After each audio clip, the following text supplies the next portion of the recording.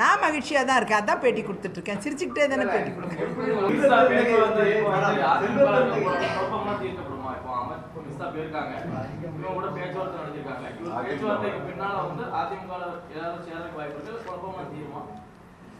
இல்ல, அதிமுகங்கிறது அது ஒரு தனி பெரும் கட்சி. அந்த கட்சியில் அண்ணன் எடப்பாடியார் அவர்கள் அதன் தலைவராக இருந்து கொண்டு பொதுச் செயலாளராக இருக்கிறாரு. அந்த வகையில் அந்த கட்சிக்குள்ளே இருக்கக்கூடிய அதிருப்திகள் எதுவாக இருந்தாலும் அவர்கள் அதை நிச்சயமாக சரி செய்வார்கள். அதற்கு பாரதிய ஜனதா கட்சி தன்னால் இயன்ற உதவியை செய்யுமே தவிர அவங்க கட்சி நடத்துறதுல நாம போய் எதுவும் செய்ய முடியாது.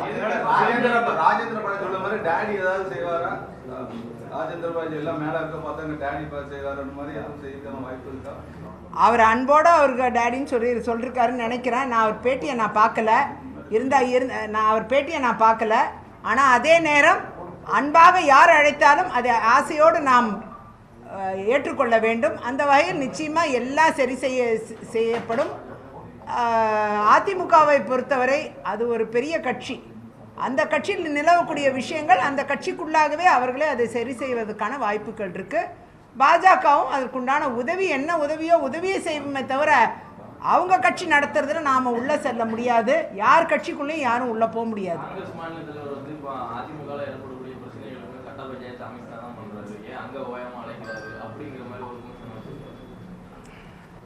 காங்கிரஸ்ல நடக்கிற குரூப்பிசம் சண்டைக்கெல்லாம் கட்ட பஞ்சாயத்து நம்முடைய முதலமைச்சர் திரு மு.க. ஸ்டாலின் அவர்கள் தானே செஞ்சுக்கிட்டு இருக்காரு. இது உங்களுக்கு தெரியாதா?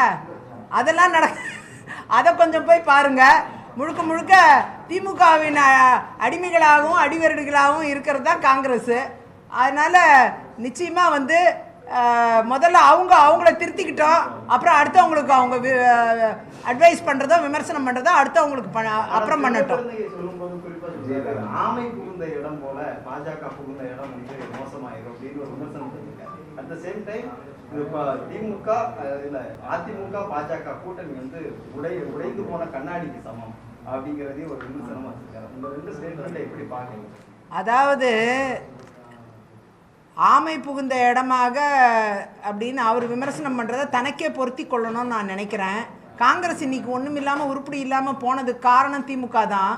அப்படி ஆமை புகுந்த இடமாக திமுக புகுந்த இடம் காங்கிரஸ் விளங்காமல் போன மாதிரி பாஜகவை நினைக்க வேண்டிய அவசியம் இல்லை. அந்த காங்கிரஸ் 200 தொகுதி கிடச்சி நின்றுடுறாங்கன்னா பார்த்துடலாம். அதையும் கிடைக்குதான்னு பார்ப்போம். அவர் கூட்டணியில் இருக்கிறாங்களான்னு பார்ப்போம். அப்படி அவங்க என்ன தொகுதியில் நிற்கிறாங்களோ அந்த அளவுக்கு தான் அவங்களுக்கு முகம் இருக்கும். அதனால் என்னை பொறுத்த வரைக்கும் என்ன கொடுத்தாலும் இவங்க நிற்பாங்க. ஏன்னா இவங்க எப்பயுமே திமுகவோட அடிவருடிகள் அடிமைகள் தான்.